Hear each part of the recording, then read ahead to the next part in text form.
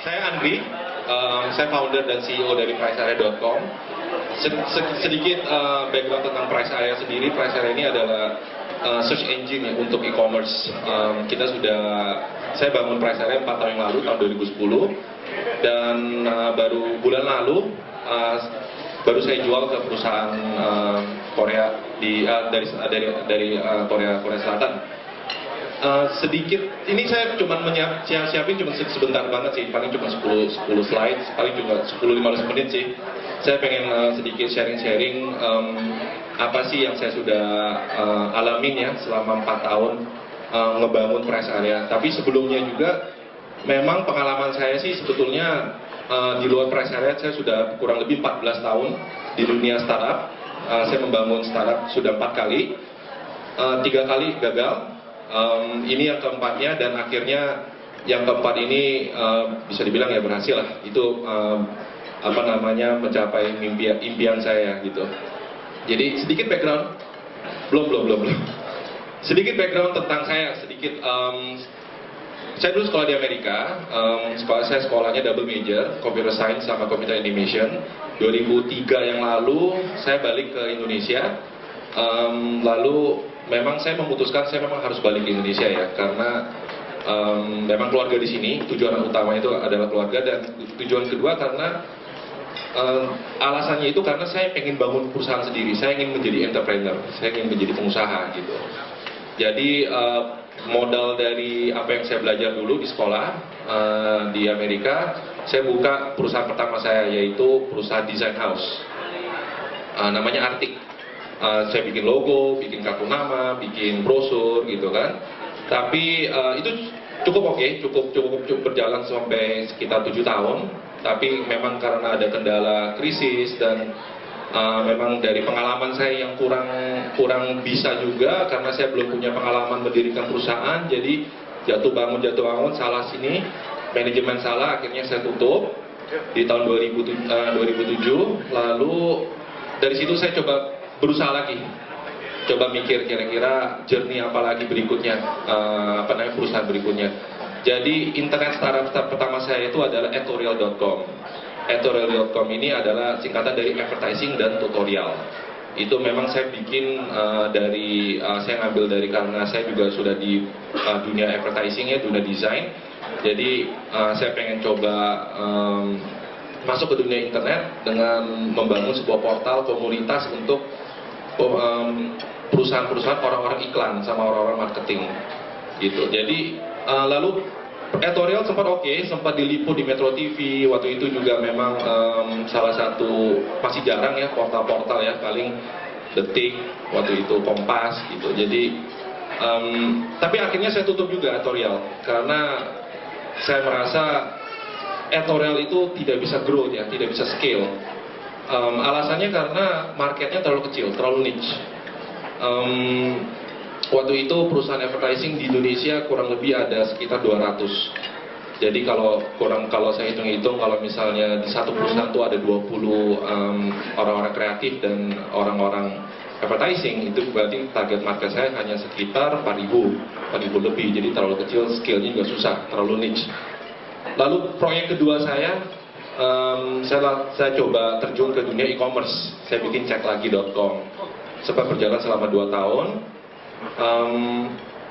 Lalu masalahnya sih, kalau menurut saya tutup juga sih akhirnya ceklagi.com. Itu yang proyek saya ketiga. Banyaklah faktornya. Faktornya juga mungkin karena waktu itu marketnya belum siap ya. Waktu itu memang saya menargetkan, saya bikin marketplace, online marketplace, ceklagi.com ini online marketplace untuk membawa offline retailer. Saya bikinin websitenya, saya bikinin dashboard dan sebagainya, supaya mereka bisa berjualan online gitu. Jadi kurang lebih sama seperti Rakuten atau Tokopedia saat ini. Tapi waktu itu skillnya susah, dan akhirnya saya selalu punya 2 prinsip dalam membangun perusahaan, menjalankan perusahaan. Pertama, kalau misalnya kita sudah mentok, pilihan saya ada antara 2, either kita tutup atau kita kembangkan. Di Arctic dan Etorial, saya putuskan untuk saya tutup. Tapi kalau untuk cek lagi, saya putuskan untuk saya kembangkan. Saya kembangkan menjadi PriceArea.com. gitu, dimana konsepnya ada pivot lah, saya agak sedikit berbeda, dimana dulu Cek Lagi itu targetnya offline retailers, dimana tapi saya ubah di market yang lebih jelas, saya bangun pricearea.com. Pricearea ini waktu itu sebetulnya proyek iseng-iseng ya, proyek yang sebetulnya itu waktu itu saya sudah gagal 3 kali kan, dan dana yang tabungan yang saya kumpul selama membangun Artik itu advertising sudah saya gunakan untuk mencoba di editorial, dan saya sudah gunakan untuk mencoba Cek Lagi itu 3 tahun bakar terus. Jadi akhirnya untuk saya coba lagi ke Pricearea, tapi memang Pricearea ini saya sudah bilang ke diri sendiri sih, Pricearea ini akan hidup kalau misalnya saya dapat dana dari venture capital gitu. Jadi kalau misalnya saya nggak dapat dana dari venture capital, mau nggak mau saya harus berhenti dan menjadi entrepreneur, saya balik ke kampung halaman bantu orang tua gitu. Jadi saya tidak mau lagi mengulangi kesalahan-kesalahan lama yang dulu, terlalu agresif, terlalu gegabah, nggak ngerti market, langsung main bikin aja gitu, nggak pakai riset, nggak pakai ngobrol-ngobrol sama orang, so bikin, terjadilah editorial, terjadilah Cek Lagi. Untuk Pricearea ini pengalaman saya itu waktu itu saya lebih hati-hati ya, lebih hati-hati. Jadi waktu itu 2010 saya datang ke Singapura, ke conference Singapura di Echelon. Saya bawa brosur, saya bawa backpack. Isinya ya backpack saya isinya brosur. Saya nggak bawa laptop. Di sana saya ngobrol sama orang-orang, satu persatu saya samperin gitu. Saya kasih lihat nih brosur saya. Kebetulan saya waktu itu kan orang desain, jadi saya bisa lah bikin desain brosur yang menarik. Itu ada fontnya dan sebagainya gitu. Saya ngobrol sama orang-orang, ngobrol sama teman-teman. Gue punya ide nih, gimana nih online agregator buat ini crawling e-commerce gimana gitu. Ada yang orang-orang yang ada yang bingung gitu kan, apaan sih ini gitu kan, karena belum ada di Indonesia. Tapi keberuntungan saya ketemu dengan East Venture gitu. Jadi saya dapat seed funding. Jadi bahkan waktu itu Pricearea itu hanya berbentuk kertas, hanya konsep, belum ada PowerPoint, belum ada prototype. Ide saya ini dibeli sama East Venture, bukan belum dibeli, dia tertarik. Jadi mereka ngajakin meeting, ketemuan gitu. Pada waktu itu saya tahu nih, kalau saya hanya jual kertas aja, toh dia juga udah lihat kertasnya kan, saya harus buru-buru bikin prototipenya. Jadi pengalaman saya juga waktu itu, saya sudah punya tim, karena tim Cek Lagi masih saya pertahanin.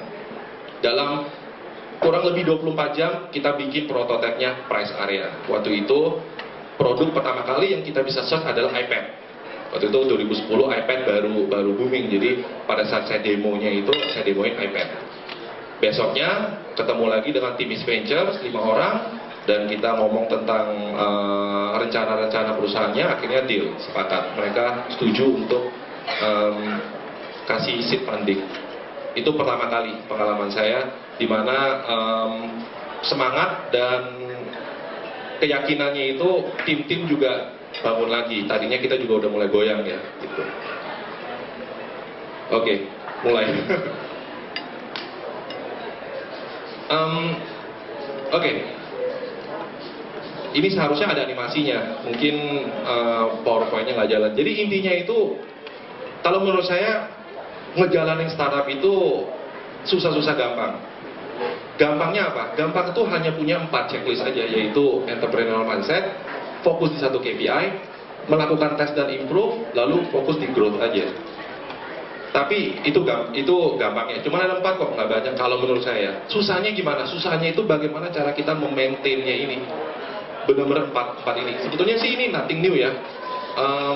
Teman-teman di sini juga pasti juga sudah tahu ya. Ini kan di buku, di majalah, di Tech in Asia semua juga sudah membahas ini. Cuma saya ingin sharing aja. Saya ingin mengingatkan dan saya ingin menekankan kembali pentingnya 4 item ini. Itu. Jadi pertama adalah entrepreneur mindset, dan kita cukup fokus di 4 ini aja, dan udah kita repeat aja gitu terus. Nah, saya ingin jelaskan apa maksud saya dari 4 ini. Next.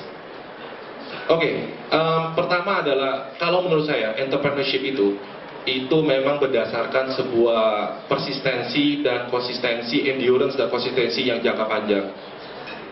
Itu yang saya alami juga sih. Jadi selama membangun price area juga nggak semulus seperti teman-teman lihat atau teman-teman baca di media.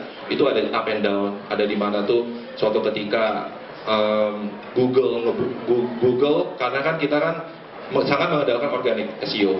Ada suatu ketika di mana tuh organic SEO kita tuh benar-benar dihapus sama Google 80% for no reason gitu kan.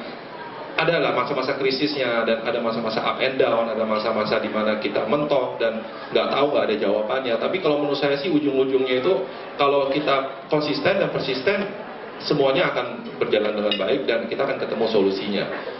Saya merasa sebagai entrepreneur di sebuah startup itu, yang pertama itu adalah kita harus tahu bahwa sebagai leader ya, sebagai CEO-nya di perusahaan ini, di startup yang kita bangun ini, kita harus bisa menjadi role model, motivator, dan juga teman untuk tim kita. Karena kalau bukan kita ya siapa lagi gitu kan, yang bisa menjadi membangun tim yang kuat ini. Memastikan direction sama keeping company on track itu juga penting sekali. Itu kita nggak bisa minta head of sales atau mungkin co-founder atau mungkin investor atau mungkin siapa orang lain untuk memaintain poin nomor 2 ini. Kalau menurut saya sih itu yang selalu saya jaga terus. Ini tugas saya paling penting adalah yang pertama adalah menjadi role model untuk tim saya. Kedua adalah benar-benar menjaga dan memastikan direction perusahaan ini selalu on track gitu. Ketiga juga yang saya pengen sharing itu, saya lihat ada beberapa teman-teman startup di luar sana itu ya dia co-founder atau founder sendiri gitu kan. Fokusnya hanya tugas saya adalah bikin PowerPoint, ketemu dengan investor, meeting, pitching, dan selesai. Kalau menurut saya sih nggak seperti itu ya, karena saya sendiri sudah merasakan dulu maksud saya wearing different hats every day itu apa? Ya pada saat menjalankan perusahaan ini saya sebagai CEO, saya sebagai leader, saya juga sebagai webmaster, saya juga sebagai content writer juga, saya juga sebagai sales juga, ketemu dengan customer, saya juga sebagai business development juga, ketemu dengan partnership itu semua. Kalau menurut saya sih memang harus pola pikir, mindset atau mental yang harus dimiliki oleh seorang founder startup gitu. Jadi karena startup ini kan ibaratnya dana kita terbatas, tim kita juga terbatas. Ya kita tidak bisa memaksakan role-nya sebagai satu ada masing-masing. Saya rasa sih susah ya. Next, ini saya percepat ya. Saya selalu bilang menghipnotis diri sendiri setiap pagi.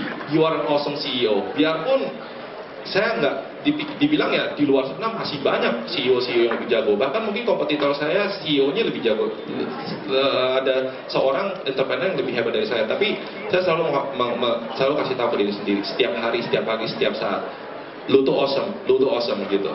Itu untuk membangkitkan kita punya itulah semangat. Memang kita harus bilang ke diri sendiri bahwa saya selalu bilang ke diri sendiri bahwa biarpun perusahaan saya itu cuma ada 6 orang, 13 orang atau mungkin 20 orang, saya selalu menganggap bahwa ini price area ini adalah sebuah corporate, sebuah company. Jadi apapun yang kita lakukan dari segi jam kerja, rutinitas, SOP, ya anggaplah bahwa kita ini adalah corporate gitu. Jadi memang mindsetnya dari situ, memang dari teman-teman, dari tim, dari saya sendiri pun terbentuk. Lalu yang saya rasakan juga dulu itu memiliki rutin dan stick dengan itu. Nah, rutin ini maksudnya apa sih? Rutinitas yang saya lakukan itu memang itu juga challenge. Selama 4 tahun itu tuh saya tuh selalu berhadapan dengan yang namanya itu rutinitas, konsistensi gitu. Itu susah banget gitu kan. Biarpun kita ada 5 orang, 3 orang sudah melakukan konsisten benar-benar udah sesuai dengan SOP. Ada 2 orang badut yang on off gitu kan, up and down. Itu bisa mempengaruhi yang lain juga. Itu sangat penting kalau menurut saya sih. Jadi rutin yang seperti saya lakukan itu simpel sekali sih. Dan itu juga saya coba selama hampir 2 tahun untuk benar-benar memastikan ini menjadi rutin yang sehat, yaitu saya panggilnya itu 9 AM. 9 AM ini apa sih? 9 AM ini dimana pada pagi-pagi jam 9 semua divisi itu ngumpul di dalam satu ruangan. Kita membahas tentang overview hari ini mau ngapain, kemarin habis ngapain, besok mau ngapain, selama 20 menit itu aja. Itu padahal kan kalau orang pikir ya meeting apaan 20 menit, ya kemarin juga udah bahas kan masalah hari ini kan, hari ini mau bahas apa, tapi yang saya rasakan itulah yang benar-benar bikin price saya itu grow lebih cepat, yaitu lewat sebuah rutin yang saya sebut 9 AM ini gitu. Lalu yang saya pengen sharing juga itu, dulu kan saya seorang desainer, jam kerja saya itu kebalik. Jadi orang tidur saya bangun, orang bangun saya tidur. Jadi saya kerja selalu jam 12 malam sampai pagi gitu kan. Karena saya merasa wah itu di saat itu ide-ide itu bermunculan, kreatif dan sebagainya. Saya melakukan itu dari saya waktu masih kuliah sampai saya kerja di advertising itu hampir 10 tahun. Dan baru berapa tahun belakangan ini saya merasakan itu salah. Itu tidak sehat gitu. Golden hour ini maksudnya itu 1 jam setelah kita bangun di pagi hari, bangun jam 6 sampai jam 7 itu adalah golden hour kita. Itu menentukan hari ini kita mau jadi apa, kita bisa dapat apa, kita bisa menyelesaikan apa. Itu menurut saya. Jadi saya selalu memaksimalkan golden hour ini. Jadi saya coba ubah habitnya itu, balik lagi ke mindset dan habit ya. Saya coba ubah habitnya dan saya coba menerapkan. Saya suka terima masukan juga, saya baca buku dan sebagainya. Memang orang-orang yang sukses itu tuh bangunnya pagi dan sebagainya. Saya coba menerapkan pagi-pagi, saya ngapa-ngapain, saya cuma bangun pagi dan saya baca email, baca Tech Indonesia atau apa dan sebagainya, Detik, lihat Facebook, itu benar-benar saya melakukan konsentrasi dan saya rasa itu sangat efektif sekali gitu. Golden hour. Yang keempat itu tips-tips dari saya ya, yang saya lakukan itu adalah saya punya kuncinya untuk selalu memotivasi saya. Kalau saya lagi lemes, saya lagi ngantuk gitu kan, lagi nggak moody kan. Saya rasa semua orang di sini moody, apalagi desainer kayak saya kan moody banget. Lagi pengen kalau enggak, tapi nggak bisa, kita nggak bisa seperti itu kan. Jadi saya punya kuncinya, apa sih yang benar-benar waktu itu tuh selalu memotivasi saya sampai sekarang ini. Kuncinya itu adalah lewat membaca dan lewat audio. Saya sekarang sudah punya koleksi-koleksi di Apple lagi di Android saya, buku-buku digital yang saya udah koleksi, dan saya sudah punya beberapa bookmark koleksi-koleksi audio YouTube gitu. Jadi saya selalu mendengarkan Guy Kawasaki, Steve Blank, Adam Grant gitu kan. Biarpun saya sudah Guy Kawasaki itu paling cuma 10 speech kan. Tapi saya dengarkan itu setiap hari, setiap kali. Kalau misalnya saya merasa lagi nggak mood, lagi lemes gitu, lagi pusing, lagi mumet, saya udah punya kuncinya itu. Mungkin buat teman-teman di sini yang juga merasakan seperti itu, mungkin boleh bisa dicoba juga sih, mencari kunci apa sih bisa memotivasi kita ini. Dan yang kelima, memang yang pengen saya sharing itu, dulu waktu saya masih single, saya sekarang sudah kawin dan saya sudah punya anak 2, udah mau 2. Waktu saya di bawah umur 30 tahun, saya bekerja keras. Saya anggap saya itu bekerja keras. Karena kenapa? Rata-rata saya bekerja itu tuh 13 jam sehari. Saya nggak nonton TV, saya nggak shopping, saya nggak ke bioskop gitu kan. Bahkan saya klaim diri sendiri itu, saya nggak doyan nonton gitu. Karena saya kerja. Tapi saya senang. Akhirnya sekarang tuh saya merasa bersyukur gitu. Dulu saya kerja keras. Karena kenapa? Sekarang ini udah punya keluarga, udah punya anak, dia sudah tidak bisa lagi gitu. Mau kerja pun lagi pegang di depan laptop di rumah, diganggu sama anak juga, kita juga nggak bisa kan gitu. Jadi saya ingin juga berbagi, bersharing juga. Memang pentingnya itu, mumpung teman-teman startup di sini mungkin kebanyakannya itu belum berkeluarga ya. Mungkin kalau saran dari saya, masukan dari saya itu ya, kerja keras mumpung kita masih bisa. Tuh. Next. Oke. Terutama untuk startup. Kata orang produk, ide, visi paling penting nggak? Kalau menurut saya itu adalah tim. Tim itu nomor 1. Gitu. Saya sudah merasakan sendiri gitu. Kita perusahaan startup, tim kita tuh terbatas. Kadang tuh IT bisa jadi SEO juga. Kadang IT pun mau nggak mau, kalau mau harus ketemu klien gitu kan, atau mau ketemu merchant, ya mau nggak mau harus jalan juga. Jadi jangan timnya kecil. Jadi jangan sampai kita menyia-nyiakan tim itu, sehingga kalau misalnya ada satu yang tidak termotivasi, atau satu yang keluar, atau satu di hijack, saya yakin development atau progres perusahaan kita itu pasti pasti terganggu banget. Dulu yang saya rasakan begitu juga. Dan memang ya IT harusnya hire-nya sales ya, jangan IT, gua orang IT, gue juga hire IT juga, orang desainer hire-nya desainer juga, ya salah gitu. Hire people orang-orang yang lebih jago dari kita. Jadi background saya desain, saya ada sedikit ngerti IT karena kan saya dulu sekolahnya computer science. Ya memang kalau saya mau cari orang sales, saya cari orang sales yang punya pengalaman dan punya background yang jauh lebih tinggi dari saya gitu. Kadang kalau saya ngobrol sama teman-teman itu tuh dia takut di karyawannya lebih jago atau mungkin timnya lebih jago gitu kan. Menurut saya sih salah sih ya. Saya lihat teman-teman di sana ya, memang harus ada orang yang lebih jago biar kita bisa saling melengkapi. Have a motivated team itu paling penting. Tadi saya sudah sharing juga tentang bahwa pentingnya kita sebagai entrepreneur, sebagai CEO, bahwa kita harus selalu memotivasi tim kita. Kita ada 5 orang, 5-5-nya ini harus selalu stay motivated. Itu nggak bisa 5 orang, 4 orang motivated, satunya enggak, itu akan mempengaruhi juga. Itu tips dari saya. Selalu keep lean dan productive team. Itu lesson yang saya pelajarin selama 14 tahun membangun perusahaan ini. Kalau perusahaan tim itu tuh nggak perlu gede-gede. Yang penting keep lean, produktif, dan efektif. Next. Ini yang saya pengalaman dari saya juga. Waktu saya sudah mendapatkan pendanaan dari East Venture di tahun 2010 dan di tahun 2012 saya dapat seri A. Itu dari Gree Ventures dan dari Sonet. Sonet itu anak perusahaannya Sony. Waktu tahun 2007 saya cuma punya 7 orang tim termasuk saya sendiri. Di tahun 2010 setelah dapat dana dari East Venture kita coba scale orang tim, tambah programmer lagi, tambah desainer, ya kan, tambah orang konten, orang dan sebagainya. Di tahun 2012 saya melakukan sebuah kesalahan, di mana saya baru dapat dana dari Green dan Sonet, seri A, agresif, optimis, boom, scale langsung 29 orang, itu topnya.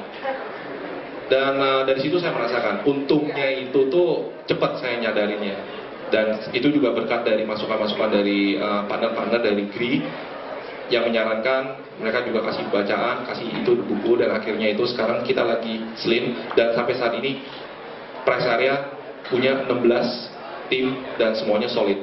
Dan 6 dari 7 founding tim kita tuh masih ada. Masih 4 tahun tuh, biarpun kita sudah melalui up and down, tapi 6 orang itu masih stay di perusahaan. Itu satu keluar karena dia memutuskan untuk jadi guru. Oke, next. Nah, nomor 2, fokus on one KPI. Fokus di satu KPI aja. Kalau presiden yang nomor 2 lah. Ups. Satu KPI aja. Saya merasakan itu ya, kita harus realistik. Kita nggak bisa bikin produk itu yang untuk semua orang gitu kan. Buat tetangga, buat teman, saudara, ini si A, si B, nggak bisa kalau menurut saya sih. Itu yang saya rasakan juga. Dulu waktu menjalankan Price Area itu saya juga pengen bikin sebuah produk yang dimana tuh semua orang bisa pakai. Saya bikin komunitas my.pricearea.com, saya bikin wts.pricearea.com, wtb.pricearea.com, forum, itu semua itu tuh yang ada tuh saya ngebakar resource gitu. Dan akhirnya ya karena banyak baca, banyak ngobrol sama ada partner juga dari Gree gitu, Gree dan dari East Venture, mereka juga menyarankan, mereka kan mungkin udah punya pengalaman sharing gitu kan. Akhirnya saya menemukan kuncinya, jawabannya itu adalah fokus di satu KPI aja, core, yaitu kita cari core KPI kita apa. Kita set target dan milestone harus ada. Nggak mungkin kita cuma bilang KPI-nya adalah member, udah gitu nggak ada target, nggak ada milestone, kapan ini sehari harus nyampe berapa, sebulan targetnya nggak ada, kan sama aja kan sebetulnya kan. Dan kalau menurut saya ya yang saya juga melakukan sempat juga melakukan kesalahan itu, saya terlalu mencintai produk saya ini sehingga sempat dimana masukan-masukan, saran-saran dari teman-teman dari orang lain itu saya mentalin semua karena saya terlalu mencintai.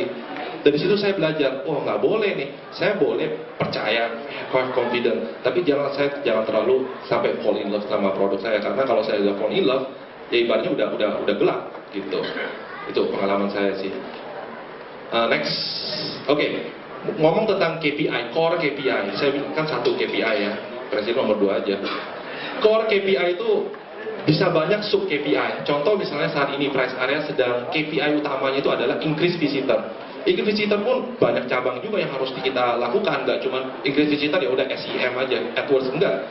Ternyata tuh banyak sekali SEO, SEM, SMM, email marketing, belum lagi dan sebagainya, third party, affiliate dan sebagainya.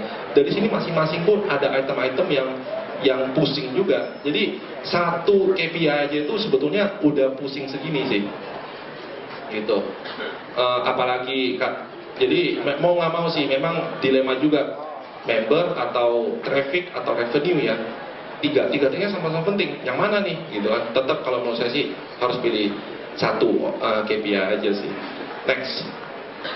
Oke, dulu waktu tahun 2010 sampai 2013 KPI utama Prasara itu adalah merchant, dimana tuh kita benar memastikan bahwa top e-commerce website itu tuh kita hubungin, kita ajakin kerjasama dan memastikan bahwa mereka tuh ngirimin data mereka ke price area gitu, ya minta konsen lah gitu ya. Jadi memang berkat saya fokus di satu KPI, yaitu core KPI saya itu adalah merchant, growth-nya itu begini. Ini grafik ini saya ambil dari monthly strategy meeting saya dari Investor Tech. Jadi nggak ada edit-editan, langsung saya tempel-tempel aja begini, dan growth-nya itu benar-benar manis sekali gitu. Next. Oke, yang ketiga, yang saya pelajari itu yang cukup penting juga, yaitu selalu melakukan test measure,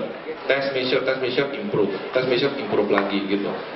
Karena ada pepatah juga yang mengatakan itu ya, kalau misalnya if you cannot measure it, you cannot manage it. Saya selalu bilang ke tim saya juga, contoh misalnya tim IT gitu kan, bikin satu feature gini, berapa lama gitu saya tanya, dia bilang, "Pak, nggak tahu ya." Lalu saya tinggal jawab ke dia, kalau kamu nggak tahu berapa lama, berarti kamu nggak ngerti cara bikinnya. That's it, gitu, simple sih sebetulnya. Jadi apapun yang kalau kita tidak bisa ukur, selama kita tidak bisa ukur, berarti ya kita tidak bisa memanage, kita tidak bisa membangunnya gitu. Monitor daily, weekly, monthly itu yang saya lakukan. Jadi dulu itu saya melakukan cuma monthly report, kirim ke Expagers gitu kan. Tapi setelah saya Gree Venture sama Sonet masuk, mereka mau introduce sebuah laporan reporting yaitu daily. Itu bayangin daily, kita harus benar-benar memantau apa growth-nya dibanding sama kemarin itu minus berapa atau plus berapa gitu kan. Belum tiap hari kerjaan saya tuh memantau daily, udah gitu saya rangkum weekly. Setelah saya melakukan weekly, saya harus kasih mereka report secara monthly, gitu kan. Itu memang kerjaan pikir, wah ini capek banget sih, gitu kan. Suruh orang ngapain sih, bom-bom waktu, ternyata enggak sih. Dari situ saya baru menyadari pentingnya. Saya baru benar-benar tahu kemarin tuh ternyata ada spike. Kenapa? Saya baru bisa track. Atau kemarin tuh ternyata drop. Kenapa? Jangan sampai ya. Saya juga merasakan kalau misalnya udah sebulan, oh tanggal sekian spike, yang nge-tracknya udah susah gitu kan, dan kita juga tidak bisa melakukan testing lagi. Kalau misalnya daily kan langsung kita bisa tahu, oh kemarin ternyata gara-gara link ini nih menyebab dropnya, langsung cek kan, langsung bisa kita perbaiki dengan cepat. Yang saya rasakan juga tuh tim saya itu, sekarang saya ada tim sales, ada tim content, ada tim business development. Yang saya rasakan itu mereka itu males ya belajar tool baru. Mereka cuma taunya Google Analytics udah. Dan mereka bilang, ya Google Analytics aja udah ribet banget tuh, ada behavior, ada acquisition, ada organic, apa dan sebagainya. Itu mau belajar Kissmetrics, mau belajar Crazy Egg, mau belajar yang lain tuh nggak ada waktu gitu kan. Padahal bukannya mereka nggak ada waktu atau mereka nggak bisa, itu karena mereka males, pusing gitu kan, belajar lagi tool lain. Dan akhirnya measurement dan track record Prasara waktu itu tuh ya memang jadi nggak optimal, cuman satu atau dua orang aja yang tahu, dan terutama saya, udah pasti saya yang tahu karena saya yang coba sendiri Crazy Egg dan Kissmetrics dan sebagainya, Analytics. Dan akhirnya setelah sekarang ini memang saya terapkan itu harus menjadi sebuah habit dan menjadi rutinitas untuk semua lapisan, mau dia itu tuh tim konten, tim sales atau tim IT, mereka harus bisa menggunakan tool-toolsnya ini. Dan pada saat kita meeting 9 AM tadi, itu menjadi sangat efektif sekali. kuncinya itu tuh bagaimana kita untuk melakukan measurement dan testing dan mengimprove kita punya produk adalah kita turun sendiri ngobrol sama target market kita, target customer kita. Dan yang paling penting ya kita harus tahu apa sih yang kita measure itu. Next. Nah, jadi selama bertahun-tahun saya coba mencari tahu apa sih startup gitu kan. Banyak orang mendefinisikan tuh startup itu adalah kalau misalnya perusahaan itu di bawah 10 orang itu startup. Di bawah, kalau perusahaannya di bawah 2 tahun itu startup. Atau mungkin perusahaannya belum profitable itu startup. Atau mungkin UKM itu startup. Jadi saya coba mencari terus dan akhirnya tuh saya menemukan definisi yang paling pas dan saya pengen sharing malam ini ke teman-teman yang mungkin belum tahu royalty ya. Jadi intinya itu, dan saya suka banget dengan statement dari si Steve Blank, Mr. Steve Blank ini profesor. Startup itu adalah, definisinya dia itu adalah, startup itu adalah sebuah organisasi yang temporary, yang didesain untuk mencari, searching bisnis model yang tepat. Itu startup. Jadi mau dia itu tuh sekelas Microsoft atau sekelas startup yang baru umur 2 bulan, selama aktivitasnya itu tuh masih mencari, itu adalah startup. Microsoft sendiri punya produknya nggak tahu apa gitu misalnya, ya produk dia itu divisi kecilnya dia adalah startupnya Microsoft gitu, biarpun dia labelnya Microsoft gitu misalnya. Nah, company adalah sebuah organisasi permanen yang sudah desainnya itu mengexecute yang bisnis model atau SOP yang sudah ada. Jadi kalau misalnya mereka melakukan A, dapatnya sekian, udah tahu. Mereka buang 1 juta, dapatnya berapa, udah ketahuan gitu. Itu sih kalau menurut saya sih, ini saya pengen sharing juga. Next. Oke. Ngomong tentang measurement dan testing. Ini yang saya lakukan untuk rest area, measurement dan testing. Setiap tahun saya melakukan testing dan measurement, melakukan A/B testing gitu dan sebagainya, sehingga dari tahun 2010, 2011 setiap tahunnya itu tuh kita terus memperbaiki interface. Kira-kira interface kayak gimana sih yang membangun yang paling cocok, yang bisa menaikkan CTR, yang Google lebih suka, atau menaikkan time on site gitu kan, menurunkan bounce rate dan sebagainya. Akhirnya sampai saat ini yang versi live ada di sebelah sini. Jadi memang testing dan measurement itu yang selalu saya lakukan terus. Next. Oke, growth. Nomor 4 yang terakhir, poin terakhir adalah growth dan growth. Pengalaman saya dari berhubungan dengan berbagai macam venture capital, sebelum Green Venture masuk itu saya hampir setiap hari selama 3 bulan itu ngobrol sama venture capital terus, dari Jepang, dari Singapura, dari Amerika gitu kan, ketemu terus. Dan yang saya sadarin itu tuh adalah yang mereka mau itu bukannya mau lihat ini perusahaan udah profitable belum, turnovernya udah positif belum, bukan itu yang mereka mau. Yang mereka mau lihat itu adalah apakah perusahaan ini ada growth dalam artian ya membernya, trafficnya, atau KPI ini apa gitu. Itu yang saya sadarin sih. Jadi ini juga kata-kata dari satu quote yang saya pengen share juga itu adalah, kalau teman-teman di sini, if you want to understand startup gitu, understand growth, that's it. Ya, itu yang saya rasakan juga sih. Dan growth inilah yang benar-benar bikin press area itu akhirnya bisa diakuisisi oleh perusahaan yang lebih besar. Begitu. Dan itu juga alasannya kenapa saya setuju untuk menjual press area, karena alasannya cuma satu, growth. Kalau presiden nomor oke. Next, last slide. Saya pengen sedikit nyombong. Ini adalah growth-nya press area selama 12 bulan dibanding 30 bulan, dibanding dengan 12 bulan. Ini growth-nya press area dari segi produk dibanding 2010 sampai 2012, dibanding dengan tahun lalu selama 12 bulan kita growth hampir 500%. Jumlah seller kita growth hampir 300%, registered user growth-nya 200%, dan visitor kita juga growth-nya 200%. Dan inilah yang saya kasih lihat ke investor. Ini yang bikin investor, ini investor yang mau lihat, yang investor atau calon pembeli atau partner mau lihat itu ini sebetulnya. Jadi kenapa sih price area mau dibeli sama Yellow Mobile Korea? Karena ini yang mereka lihat. Dan kenapa alasannya price area saya setuju untuk saya jual? Karena saya percaya saya ingin membangun perusahaan yang besar, growth, yang bisa growth. Jadi dengan adanya perusahaan membeli price area, mereka kan sudah perusahaan besar di situ, beli price area. Jadi tadinya target saya untuk mencapai sebuah goal saya, goal ultimatum saya itu mungkin IPO atau mungkin apa ya, itu 5 tahun. Dengan bergabung dengan Yellow Mobile ini, goal saya itu dipercepat, mungkin menjadi 2 tahun, 2 tahun setengah. Ya why not, gitu kan? Alasan pertamanya sih. Alasan keduanya ya memang karena bisa exit, dapat duit, ya why not, gitu. Next, thank you. Itu sekian dari saya, thank you.